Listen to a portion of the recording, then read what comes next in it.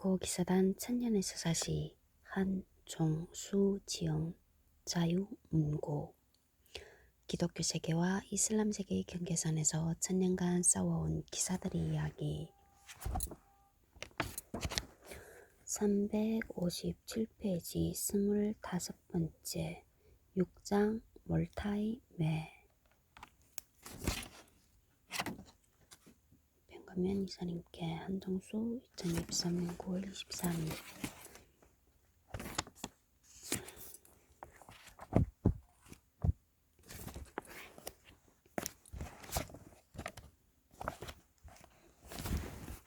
5월 1일 수요일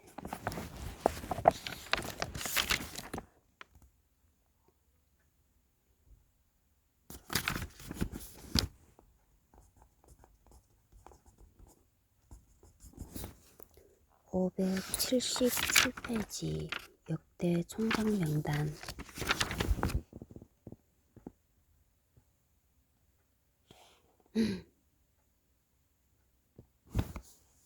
72권은 이렇게 많지?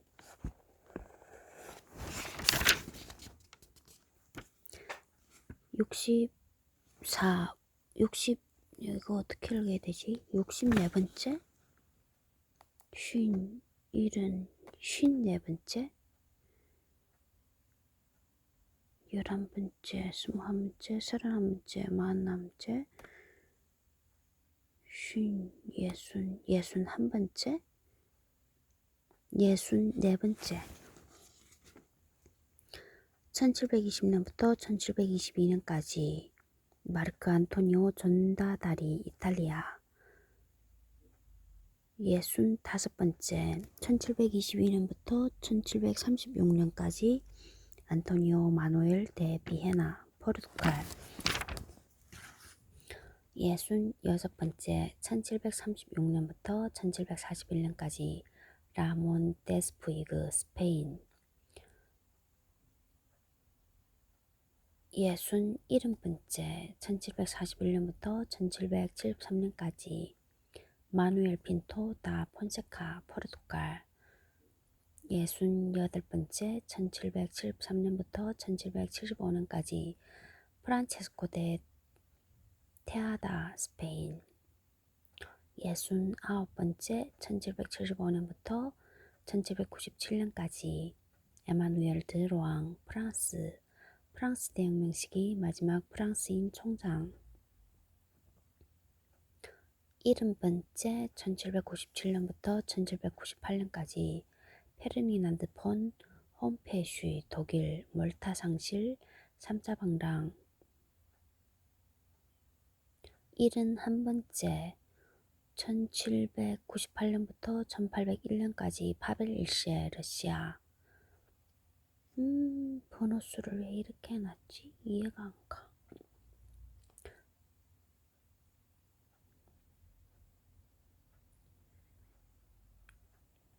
일은 한 번째 중에 두 번째 1801년부터 1803년까지 니콜라이 살티코프 러시아 알렉산드르 1세가 임요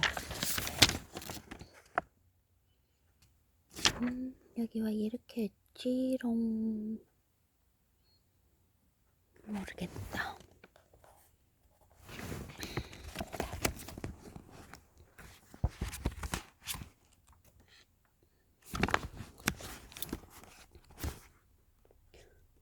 (6장) 몰타의 매 357페이지 몰타 정착 357페이지 초전함 산타안나와 그리스 원정 361페이지 튜니스 공략전 363페이지 스페인 세력의 대도와 영국 세력의 몰락 370페이지 프랑스의 배신과 도리아와의 연합작전 374페이지 콩가루 동맹의 전형 프레베자 해전 376페이지 발레트와 투르굿 380페이지 비극으로 끝난 알제리 원정 382페이지 마디아 공략전 N 1551년 여름의 두 참사 385페이지 돌메데스의 실정과 로메가스의 불운 388페이지 라 발레트와 펠리페 2세의 등장 390페이지, 제르바의 참극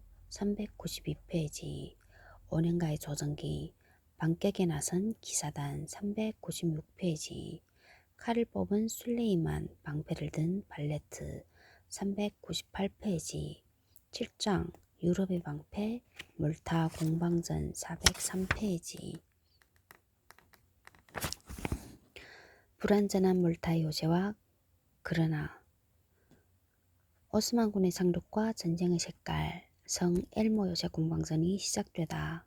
본격적으로 시작된 성 엘모 요새 공방전, 성 엘모 요새의 함락, 휴지기에 벌어진 막간 극들, 기사단의 복수, 소모전으로의 전환.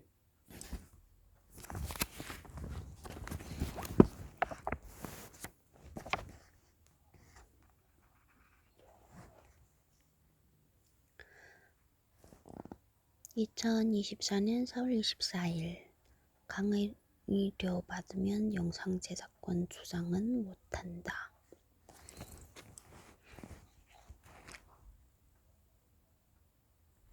6장 몰타의 매, 몰타 정착. 릴라당 총장이 섬에 상륙하자 섬 주민의 대표들이 영접에 나섰다. 그들은 정중한 태도로 기사단을 주군으로 받들고 봉건적 의무를 다하겠다고 맹세하였다. 대신 릴라당 총장은 그들에게 앞으로 군사적 보호와 복지를 제공하겠다. 군사적인 보호와 복지 제공하겠다고 약속했다.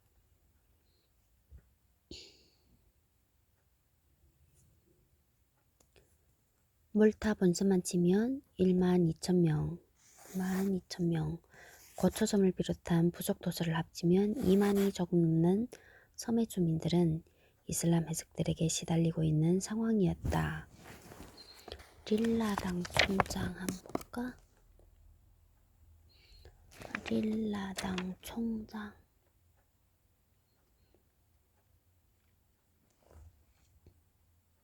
여기 있다. 44번째네. 재임기간은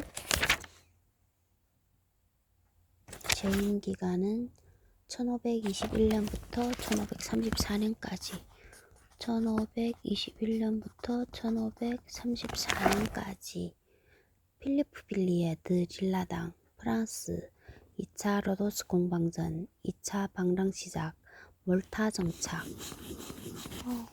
이 사람이 중요하네. 44번.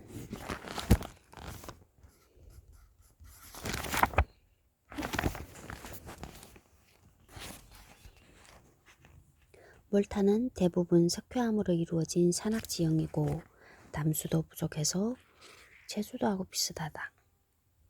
농경, 특히 곡물 생산은 거의 불가능한 땅이었다. 이 때문에 기사단이 가장 먼저 만든 시설물은 저수지였고 수질 관리는 기사단 소속 의사들이 맡았다. 이 섬에서는 수박, 무화과, 면화, 참외, 올리브, 아마 정도만 재배가 가능했고 벌꿀이 특산물이었다. 대부분의 주민들은 양과 소를 치며 살아갔다. 어업도 워낙 이슬람 해적들이 설치는지라 쉽지 않았다. 어쨌든 이런 것들을 육지로 가지고 가서 곡물과 바꿔야 했다. 나무도 부족해서 주민들은 소똥을 연료로 사용했고 소똥을 연료, 자재가 필요하면 역시 육지에서 사와야 했던 것이다. 크기는 물론 어느 구석을 보아도 로도스보다 훨씬 못한 섬임은 분명하였다. 기후도 여름에는 시로코라는 남동풍이 불며 40도 안팎의 혹서가 주민들을 괴롭혔다. 겨울에는 반대로 마에스트랄레라는 북서풍이 휘몰아쳤다. 당연히 로도스 같은 찬란한 문명의 역사가 있을 리 없는 섬이었다. 겨우 정체를 알 수 없는 고대인들이 쌓은 거석궁과 사도행전에서 나오는 성 바오로의 표착이 내세울 만한 역사의 전부였다. 몰타의 수도는 노타빌레인데 지금은 무디나라고 부른다. 섬의 중앙 고지에 자리 잡고 있었고 이미 로마 시대에 건설된 성벽 도시였고 몇 안 되는 몰타 귀족들의 저택과 놀랍게도 유대인 구역까지 있었다. 하지만 바다를 기반으로 활동해야 하는 기사단 입장에서 그곳을 수도로 삼을 수는 없었다. 다행스럽게도 지도를 보면 알 수 있지만 몰타 섬의 동쪽과 동남쪽에는 항구를 만들기에 아주 좋은 만이 존재하였다. 기사단은 동북쪽에만의 항구와 요새를 만들기로 결정하였다. 여기에 대한 해석 358페이지. 이 만은 현재 그랜드 하버라고 불리고 대단한 장관을 이루고 있다. 하지만 당시에는 아무것도 없는 황량한 만에 불과했다. 여기서는 편의상 이 만을 그랜드 하버라고 부르겠다. 그리고 이 공사가 끝나기도 전인 1531년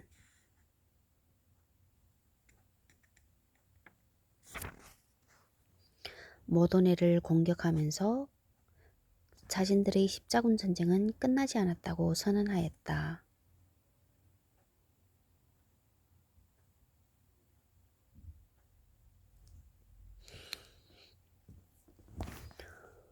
몰타 지도 한번 볼까? 1565년 문이나 시베라스 언덕, 마르사, 몰타섬, 마르사시로코만, 마르삼세트만, 그랜드 하버, 지중해, 멜리하만, 성 바오로만, 코미노섬, 고초섬.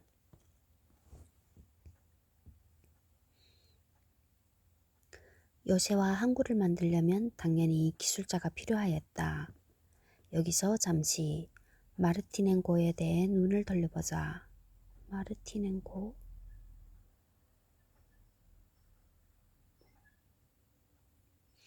기사단이 로도스를 떠날 때 그는 어떻게 했을까?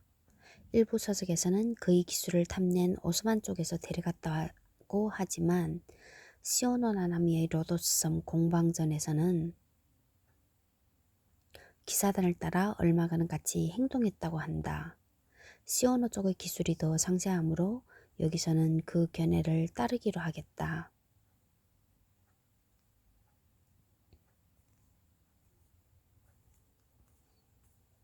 마르티넨고는 공로를 인정받아 귀족 출신이 아님에도 기사의 반열에 들었고 칼 오세와의 교섭에도 참가하였다.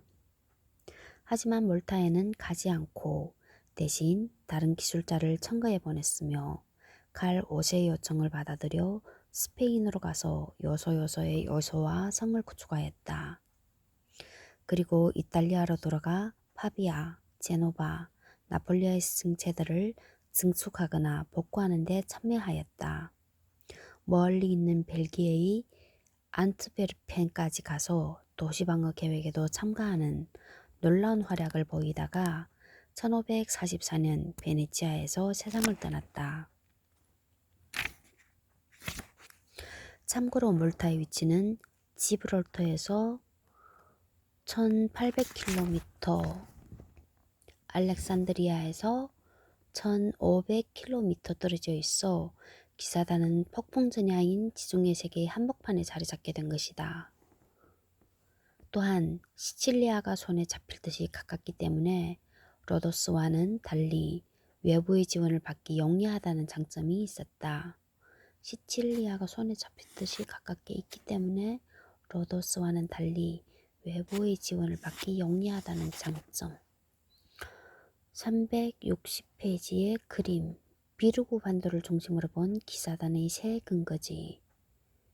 비르구 반도를 중심으로 본 한번 볼까? 여기가 비르구 반도라면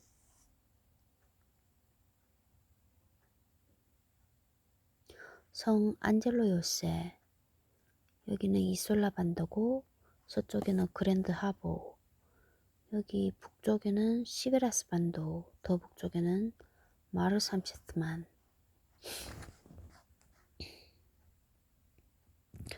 릴라당은 동쪽에만에 튀어나온 비르구 반도의 새로운 수도를 건설하기 시작하였다. 그 시작은 반도 끝에 자리 잡은 성 안젤로 요새의 건설이었다. 그리고 성벽으로 반도를 두르게 하고 관례대로 8대 어느 구를 배치하였다. 하지만 시설은 엉망이었다.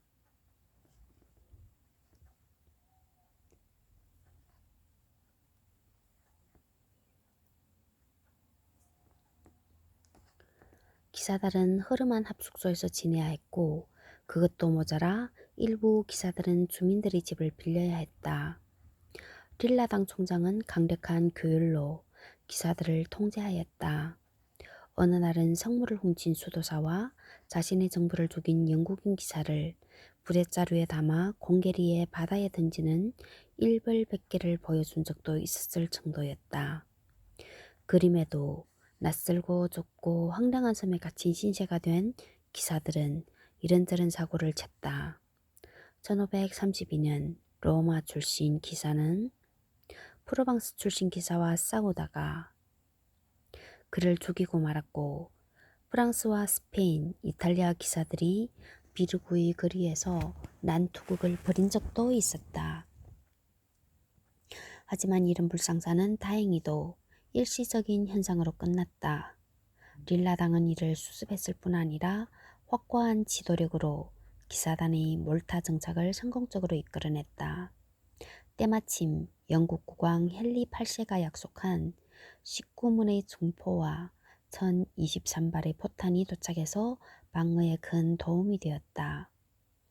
이제는 몰타 기사단이라는 별명이 붙은 그리스도의 뱀들에게 당면한 적은 지금의 알제리와 튀니지를 기반으로 활동하고 있는 바르바로사였다.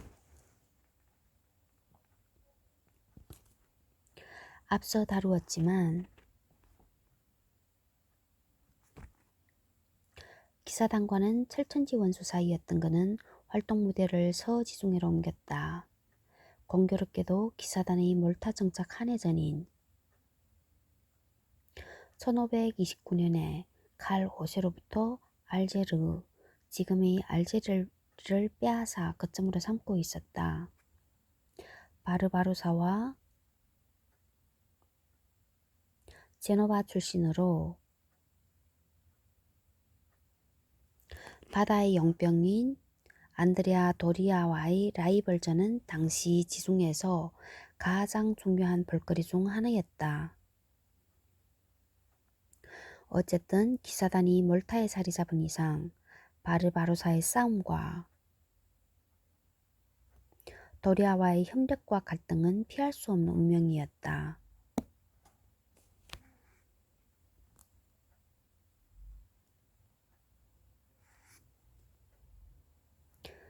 361페이지 초전함 산타하나와 그리스 원정. 몰타 정착과 때를 같이하여 기사단은 어마어마한 무기를 손에 넣는다. 당시 기준으로는 초전함이라고 할 수 있는 소대형 케라크선인 산타안나호였다. 배수량이 3,000톤에 달하고 한 포 50문이 2층짜리 전용 갑판에 장착되어 있으며 돛대가 4개나 되는 사상 초유의 거함이었다. 한 포만 전용 갑판을 2층으로 배치한 경우는 산타안나호가 사상 최초였다. 기사 100명과 수병 500명이 탑승하였다. 선체의 상당 부분을 납으로 둘러싼 철갑 함이기도 하였다.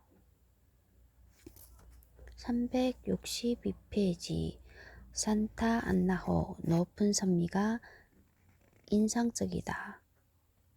여기가 선미인가? 진짜 높네. 앞에보다 더 높아 보여.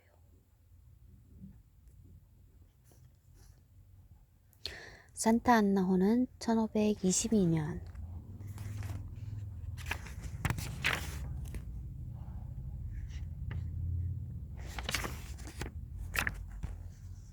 12월 21일 니스에서 진수되었는데 공교롭게도 기사단이 로도스 공방전에서 명예로운 조건으로 항복하기 하루 전이었다.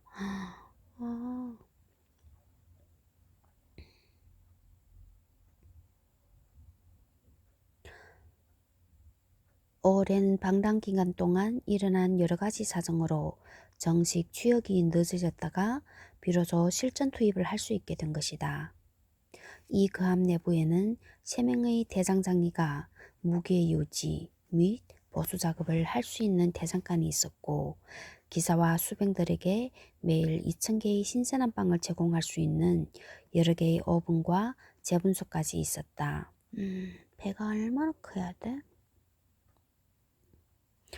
선미에는 상자에 꽃이 매달려 있는 방식의 정원도 있는 말 그대로 초유의 거함이었다. 이 함은 당연히 산타 마리아호를 제치고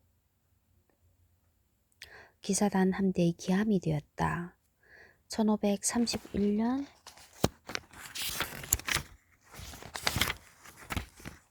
산타 안나호는 25척의 오스만 함대를 단독으로 맞서 싸우기도 하였다.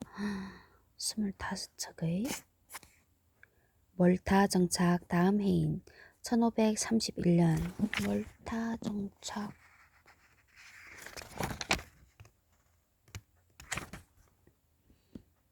뭐 1530년에 몰타에 정착했다는 말인가?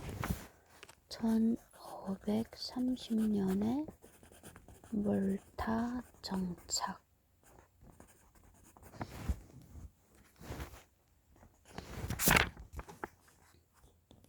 몰타 정착 다음 해인 1531년 기사단은 칼 5세에게 합스부르크 제국 해군사령관으로 임명된 안드레아 도리아 지휘하의 그리스도교 연합군 함대 일원으로 펠로폰네소스 반도 원정에 참가하였다.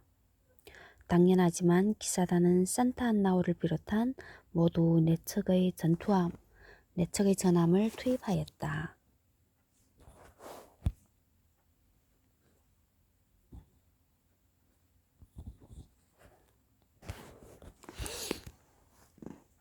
릴라당 총장은 이 원정이 로도스타란의 전초전이 될 것이라고 확신하였다. 도리아의 원래 의도는 오스만 해군과의 결전이었지만 해전 경험이 없는 오스만 함대 사령관의 회피로 이루어지지 못했다. 대신 예전에는 베네치아의 요새였지만 오스만 제국에게 넘어갔던 펠로폰네소스 반도 남단의 모도네를 공략하여 함락시켰다. 연합군의 일원으로서 오랜만에 기사단의 깃발이 그리스 땅에 휘날렸지만 로도스 공략까지 이어지지는 못했다. 시리에 빠진 노넨의 릴라당 총장은 1534년에 세상을 떠나고 말았다. 후임자는 피에로 데 폰테였다.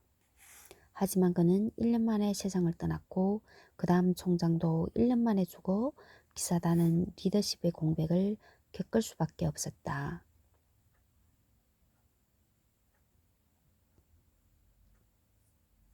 이런 시기에 기사단은 대전투를 치르는데 장소는 바로 두세기 반 전 성왕 루이가 마지막 십자군을 이끌었던 튀니지였다.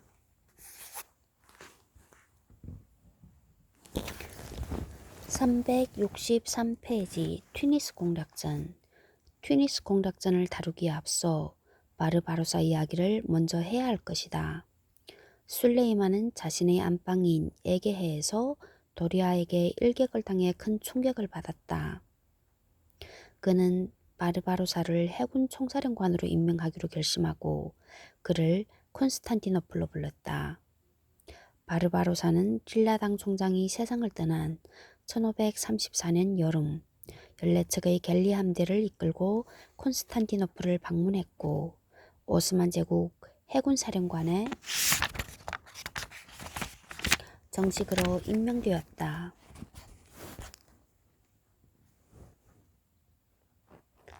그는 겨울 내내 함대를 건조했고 70척의 새로운 갤리선을 손에 넣었다. 그는 이렇게 만들어진 대함대를 이끌고 나폴리, 레지오 등 이탈리아 남부를 휩쓸었다. 수많은 이탈리아인들이 노예가 되었고 물질적 피해는 이루 말할 수가 없었다. 이른 참사를 당하자 칼 5세는 정신이 번쩍 들었다. 바르바로사의 본거지를 박살내지 않으면 안 된다는 판단을 내린 것이다. 해적들이 사용하는 항구는 10개가 넘었지만 가장 중요한 곳은 역시 알제르와 튜니스였다. 두 군데를 한꺼번에 공략하기에는 무리였기에 튜니스로 결정되었고 교황과 황제가 주도하는 신성동맹이 결성되었다. 그 사이 클레멘스 7세가 세상을 떠나고 마우로 3세가 즉위하였다.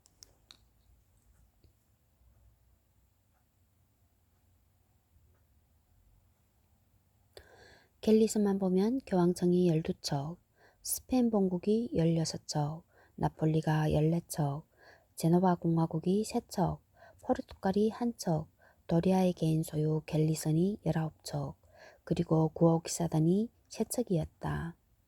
범세는 산타 안나호와 포르투갈이 내놓은 12척이 가세하였다. 산타 안나호를 제외하면 가장 큰 배는 포르투갈에서 막 근조한 보타포고호로서 약 1,000톤이었다.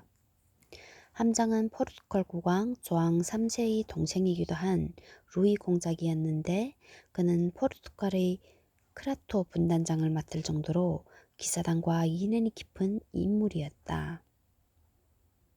그 외에 200척의 수송선이 약 3만에 달하는 육군을 싣고 움직일 예정이었다. 이탈리아 병사가 13,500명, 독일 병사와 스페인 병사가 각 8,000명,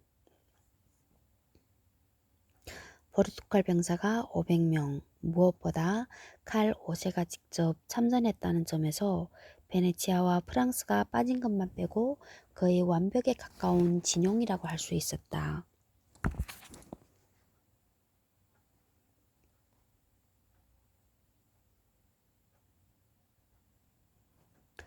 구호 기사단은 해군사령관 오타비오 보티젤라가 지휘를 맡았는데 700명의 기사와 상당수의 용병 그리고 산타안나호를 비롯한 54척의 배를 동원하였다. 당시 기사단에는 피란체 남자들이 많이 입단하여 기사단은 이탈리아 부대에 속하게 되었다. 산타안나호의 유용에 칼 5세조차 감탄하지 않을 수 없었고 신성동맹 병사들의 사기를 크게 높여주었다. 6월 14일 집결지인 사르디니아와 시칠리아를 출발한 신성동맹의 대함대는 바로 다음 날 튜니스만에 도착하였다. 신성동맹군은 튜니스 북쪽 약 30km 지점, 즉 카토가 카이사르에 대항하여 스스로 목숨을 끊었던 고대 도시 우티카가 있었던 해안에 상륙하였다. 황금색으로 빛나는 선미와 역시 황금색 차양이 달린 4단 갤리선이 칼 5세의 기함이었다. 그들의 1차 목표는 튜니스만을 지키는 골레타 곳의 요새였다. 당연히 바르바로사도 이 요새의 방어에 만전을 기했다. 얼마 전에 콘스탄티노플에서 도착한 지원 병력 6,000명을 이 요새에 집중적으로 배치하고 항구에 정박해 있는 배에서 대포를 모두 떼어 요새에 달았다. 지중해의 이슬람 해적들은 대부분 튜니스로 집결하여 방어에 나섰다. 오스만 해군 총사령관이란 직함의 위력은 역시 대단했던 것이다. 본격적인 공격은 6월 20일부터 시작되었다. 신성동맹의 함대는 만을 가로지르는 쇠사슬은 비교적 쉽게 제거했지만 쾌속선을 탄 해적들의 해상 게릴라전에 적지 않은 곤란을 겪어야 했다. 그럼에도 대함대의 화력은 골레타 요새를 천천히 질식시켜갔다. 여기서 산타 안나호의 압도적인 화력이 크게 기여했음은 물론이다. 마침내 7월 14일 새벽 6시부터 총 공격이 시작되었다. 전 함대가 피스톤식 포격을 퍼부었고 포탄을 장전하는 사이에 갤리선에 탄 병사들이 해안에 상륙하였다. 기사단의 한 갤리선은 선수에는 8인치포를 선미에는 24인치포를 싣고 방향을 바꾸어 가며 포격을 퍼부었다. 선미에는 3배나 큰 포를 설치했네? 왜 그러지? 이런 쉴 새 없는 공격이 6시간 동안 이어지자 수비병들은 정신을 차릴 수 없었다. 6시간 동안? 와. 그럼 포탄이 얼마나 있어야 돼? 정오쯤 공격이 멈추었다. 너무 많은 먼지 때문에 양쪽 다 시야를 확보할 수 없었기 때문이었다. 먼지가 어느 정도 그치자 부참하게 파괴된 골레타 요새의 참상이 드러났다. 366페이지 그림. 당시 튜니스 인근 지도. 시오노 나나미의 로마 멸망 이후의 지중해 세계 하. 여기는 튜니스만, 고대의 해안선, 우티카, 카르타고, 튜니스, 골레타.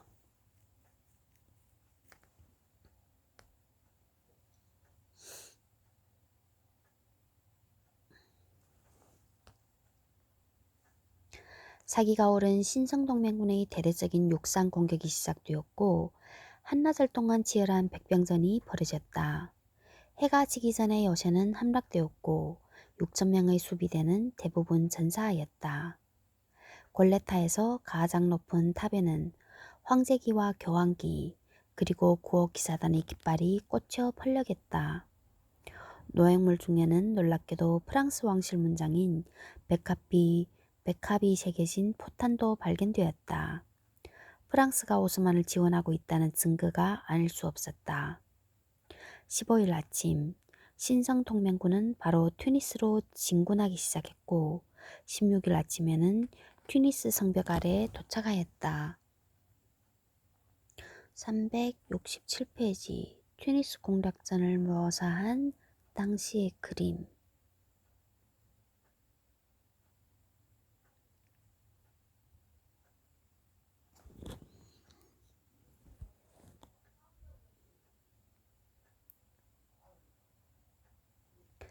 날이 밝자마자 신성동맹국은 이탈리아와 스페인,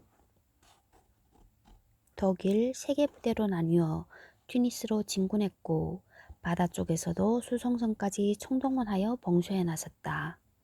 하지만 숨고르기를 해야 했기에 16일은 포대만 설치하고 공격은 하지 않았다. 공격은 17일 아침에 시작되었다. 기사단을 비롯한 신성동맹군은 전초전 따위는 생략하고 바로 맹공해에 나섰다.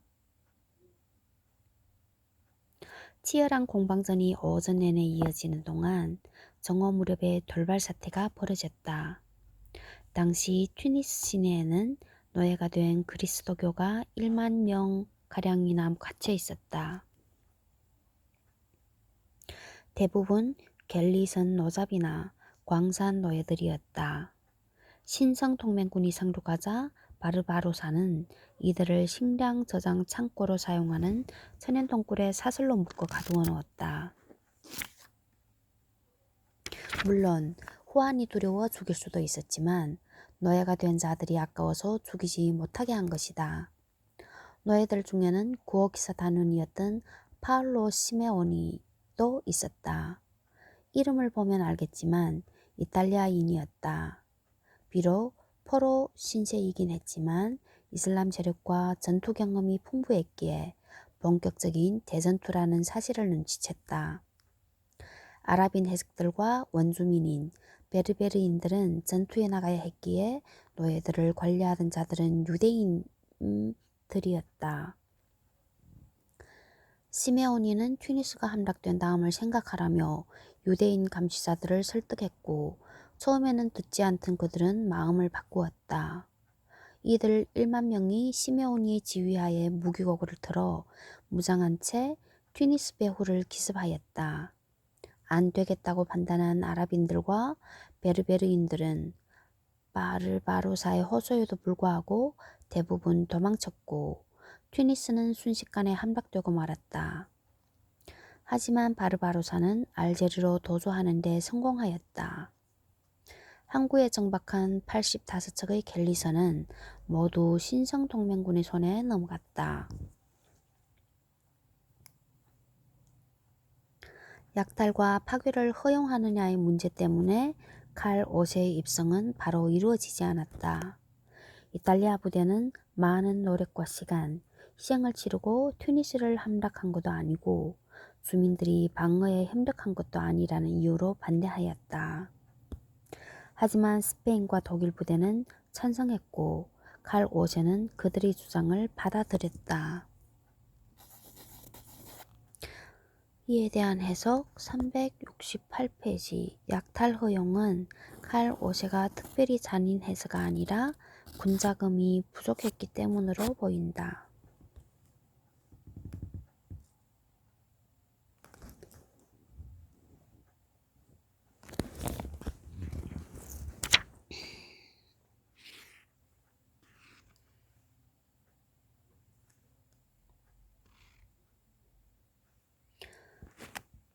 사흘 동안의 파괴와 약탈이 이어졌고 약 1만 명이 학살당하고 1만 명이 노예가 되어 스페인에 끌려갔다. 모스크와 부족학교도 파괴되었다. 필자로서는 기사단이 얼마나 이른 행위에 가담했는지는 알 수 없었다. 어쨌든 이 만행은 이후 지중해의 짙은 그림자를 들이오고 만다. 칼 5세는 21일에야 튀니스에 입성하였다. 가장 먼저 마중을 나온 인물은 시메온이었다. 이 공작전에서 기사단은 여러모로 멋진 활약을 보였기에 그 위상이 높아질 수밖에 없었다. 신성동맹군은 여세를 몰아 알제르까지 알제리가 아니고 알제르야? 알제리는 수도 이름이고 아니야. 알제리는 국가 이름이고 알제르는 지명인가? 알제르까지 한국에서는 알제르라고 하는가? 알제르까지 쳐들어가 호환을 없애야 했지만 그렇게 하지 않았다. 이들이 돌았기 때문이라고도 하지만 칼 5세의 의지가 부족했던 것도 상당 부분 사실로 보인다. 어쨌든 이 대승리는 그리스도교가 지배하는 지중해 지역을 열광시키기에 충분하였다. 이 전투와 아무 상관없었던 베네치아인들조차 축하하는 가면무도회를 열었을 정도였으니 말이다. 하지만 10월에 바르바로사는 알제리에 보관해둔 갤리선 15척을 이끌고 마요르카 섬의 마운항을 기습하여 주민 1,800명을 노예로 끌고 가고 말았다.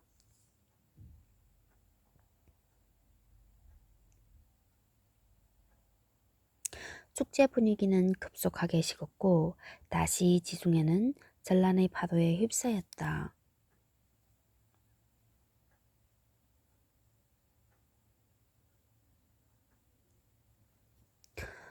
369페이지 그림 칼 5세가 튀니지 정복을 기념해서 제작한 메달로 최근 국립중앙박물관에서 열려 뜨거운 반응을 얻는 합스부르크 600년 매혹의 걸작들 전에 전시되었다. 1700여 년 전 같은 땅을 정복한 스키피어와 견주어 아프리카 누스라고 쓴 부분은 주목할 만하다.